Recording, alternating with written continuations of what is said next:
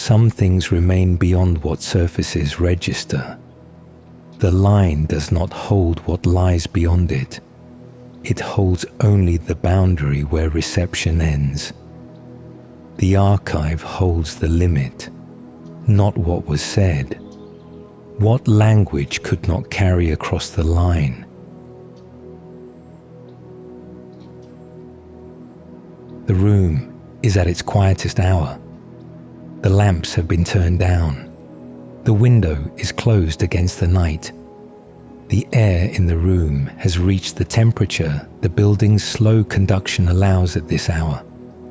Neither the warmth of the active rooms below, nor the cold of the outside, but the temperature that the walls, having held the day's heat and given it back across the evening, have arrived at now. The walls have done what walls do across an evening of cooling. The air in the room is at the temperature this has produced. A desk stands against one wall. The desk holds a small lamp, a notebook, a pen, and a glass of water. The lamp is the only light. Its small radius reaches the notebook, reaches the pen, reaches the glass, reaches the surface of the desk for a short distance in each direction, and then falls off into the dimmer regions of the room. The corners of the room are in shadow. The bookshelves along the opposite wall are visible only as dark verticals. The ceiling above the lamp is lit weakly by what reflects from the desk surface and what scatters back from the walls nearest the light. A body sits at the desk. The body has been at the desk for some time, long enough that the room has taken the body's heat as a small region of warmer air around the chair, long enough that the desk surface beneath the forearm has reached the body's temperature at the points of contact, long enough that the breathing has settled into the rhythm that quiet attention produces in a body that is not moving. The notebook is open. The pen is in the hand. The hand has placed lines on the notebook across the recent minutes. Sentences, partial sentences, marks where a sentence began and was crossed out, marks where a phrase was tried and abandoned. The page is partly filled. The pen rests against the page now, the tip touching the paper but not moving. The hand is at the place where the line would continue. The hand is not continuing.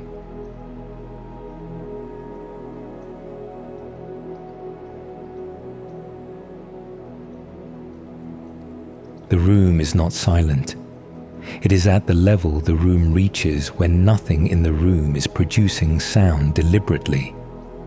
The building carries its low-frequency hum, the heating system in its slow cycle, the small movements of air through the ventilation, the structural noises that occur whenever a large building holds itself against gravity and temperature. The window holds the muffled sound of the street far below, the occasional vehicle, the very small density of voices that survive the distance and the glass. The room itself has its own faint sounds, the lamp's filament holding its current, the small contractions of wood in the desk as the room cools. These are above the threshold. They reach the body's ear at amplitudes the ear attends to. They are part of what the room contains. Below the threshold, the room contains other things. The body's circulation moves a small pressure into the air around it. The amplitude is far below what the ear can detect at any distance. The body's small movements set vibrations into the chair. The chair sets them into the floor. The amplitudes are far below what arrives at the ear as sound.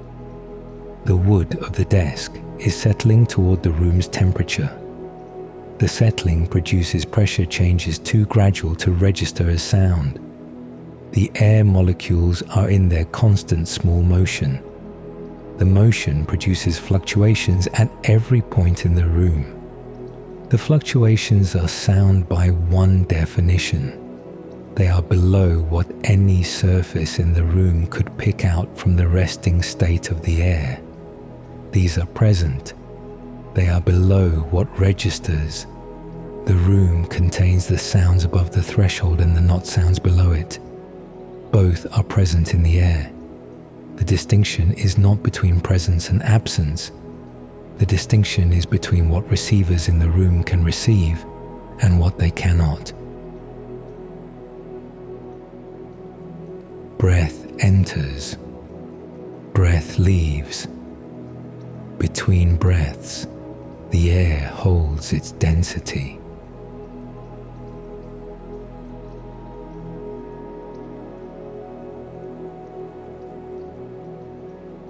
What could not be said was not absent. It remained beyond the line where language could receive it. The hand is at the place where the line would continue. The line above it ends mid-sentence. The sentence was tried, the words placed, and then the sentence stopped. Not because the hand was tired, not because the pen was empty. The sentence stopped because what came next did not have a form the sentence could hold. The pen carries ink that can place any shape on the page that the pen's tip can describe. The page receives any shape the pen places. The hand can move the pen in any direction the hand's mechanics allow. None of these were the limit. The limit was earlier. It was at the place where the next word was being chosen. The word that was needed was not in the set of words that the language makes available for what the word would have done. The need was specific.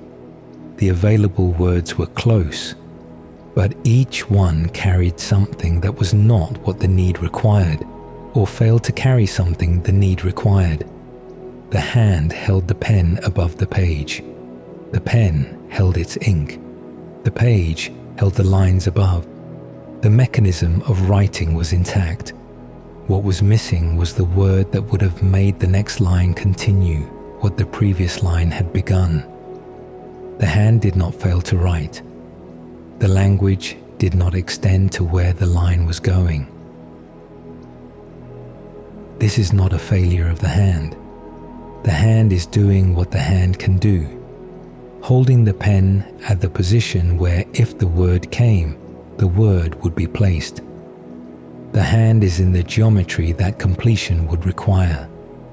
The hand is not the limit. This is not a failure of the page. The page is at the position the desk allows.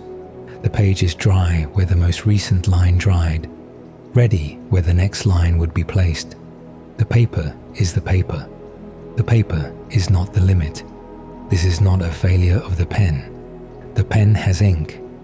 The tip can place ink at any point on the page. The pen is the mechanism. The pen is not the limit.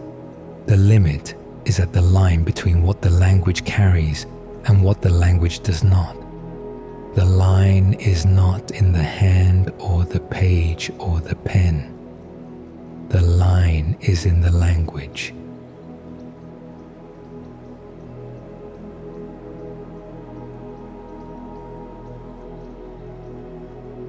The walls of the room have something in common with this line. A wall is a surface that receives. It receives the air's pressure at its face. It receives the light from the lamp on the side that faces the lamp. It receives the warmth that the room's air gives to it across the long evening. What the wall takes in, the wall takes in. It warms by the amount the heat allows it to warm. It returns the light at the proportion its color and texture allow. There is no wall in the room that has failed to receive what it is in contact with, but every wall is the boundary of what is on the other side. The wall does not extend into what lies beyond.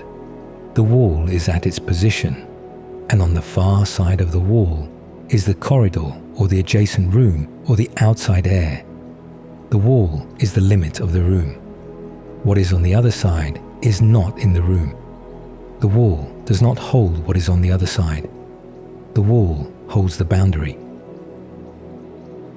The line in the language is like the wall. It holds what is on this side of it. What is on the other side is not on the page. The line is not where the writing failed. The line is where what could be written ends. The page receives what the line carries. The page does not receive what the line does not carry. The boundary is in the line.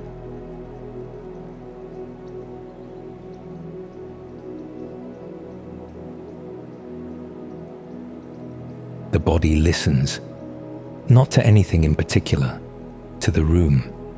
The ear receives what the room contains at the levels the ear can catch. Above the threshold, the building's low hum, the muffled traffic at the window, the small sounds the room itself produces. Below the threshold, everything the air is doing that does not arrive at the ear with the amplitude an audible sound requires. The body cannot hear what is below the threshold. What is there reaches the body by other means. The body's skin registers the air's temperature. The body's interior registers the body's own pressures. The body's joints register the chair and the floor. These are not silence. They are sensations below the threshold of what is conventionally heard, but above the threshold of what other surfaces of the body can receive. The room is full of what is below one threshold and above another.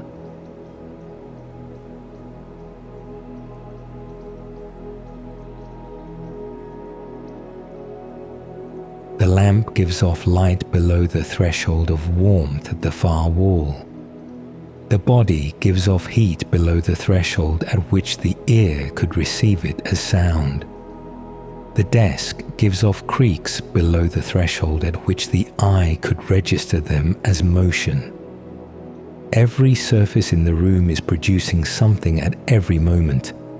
What any given receiver in the room catches is a fraction of what is being produced. The fraction whose amplitude or frequency or kind matches what that receiver can respond to. The rest is present. The rest is what each receiver does not receive. Every receiver in the room has its own line. The ear has a line below which sound becomes inaudible. The eye has a line below which light becomes invisible. The skin has a line below which pressure becomes unfelt.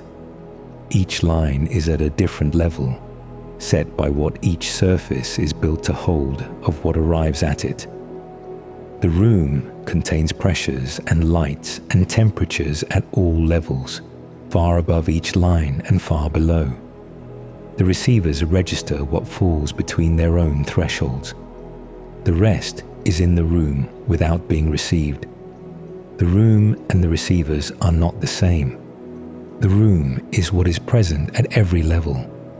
The receivers are what catches a portion of what is present at the levels they can catch. What is not caught is not what is not there. It is what falls outside the line each receiver holds. Breath enters, breath leaves. Between breaths, the air holds its density.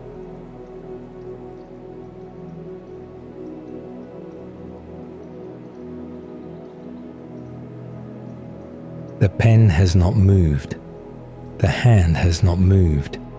The sentence that ended is the sentence that ended. The next sentence has not begun. What would have made the next sentence? The word that the need required has not arrived. The hand will hold the pen for some time at the place where the line would continue. The line will not continue at this moment. The line may continue later if the language provides what the need requires, or if the need adjusts to what the language can provide. For now, the line ends. What the line does not hold is not lost. The need that did not find a word is still in the body. It is held the way the body holds the temperature of the desk or the position of the chair, by the contact the body has with itself, by the pressure of the unfinished thought against the inside of the body's attention. The thought has not been placed on the page. The thought has not been carried into sound. The thought is in the body, at the point where it would have crossed into language if a word had been available. The thought is not absent. The thought is at a place language could not reach. This is what the room contains tonight. The sentences written, dried on the page. The sentence ended without continuation. The thought that did not find a word. The pressure variations above the threshold the ear attends to. The pressure variations below that threshold, present in the air at amplitudes the ear cannot distinguish. The heat the lamp gives off. The heat the body gives off. The cold the window holds against the outside. The wood of the desk settling toward the room. The walls holding the day's heat at a level that the slow exchange across the evening has brought them to. Everything that is present at one level or another. Everything that is not received is not absent. It is at a level the receiver does not respond to.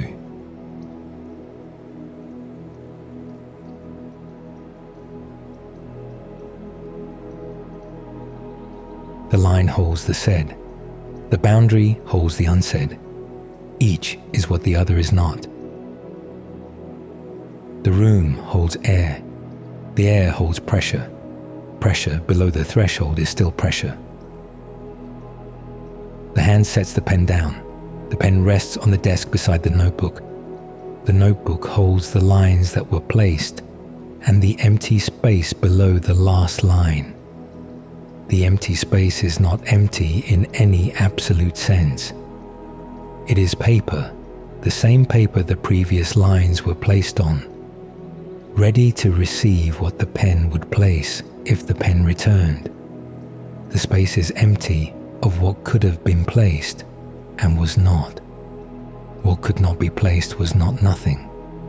It was what would have continued if the language had carried what the need required across the line where reception ends. The line where reception ends is not the line at the bottom of the page. The line where reception ends is in the language itself, at the boundary between what words can carry and what words cannot. The page received what the words could carry. The page did not receive what the words could not carry. The boundary is not visible on the page. The boundary is visible only by what is on the page and what is not.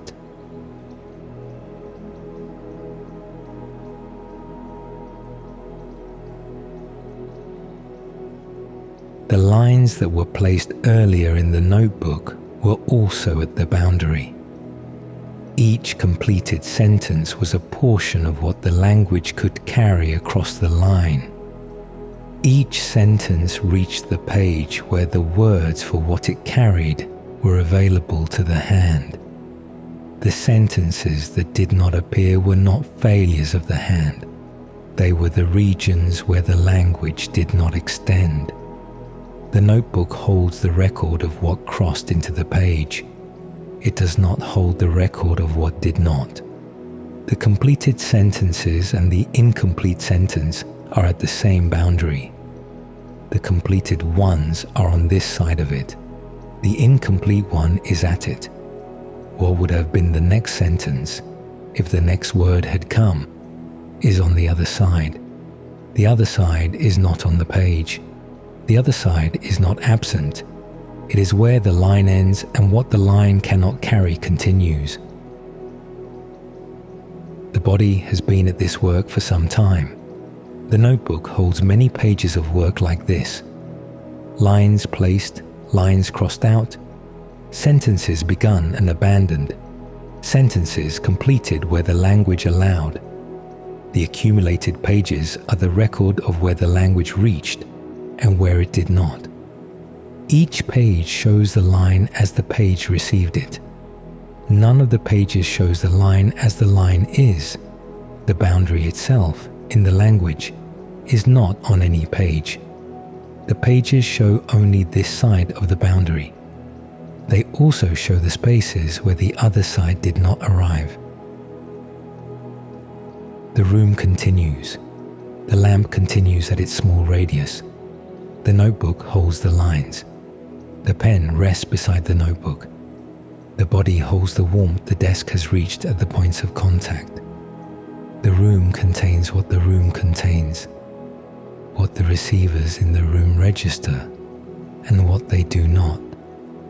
What the room contains is not the same as what registers. What was not said is not the same as what was not there. What language could not carry remains where language did not reach.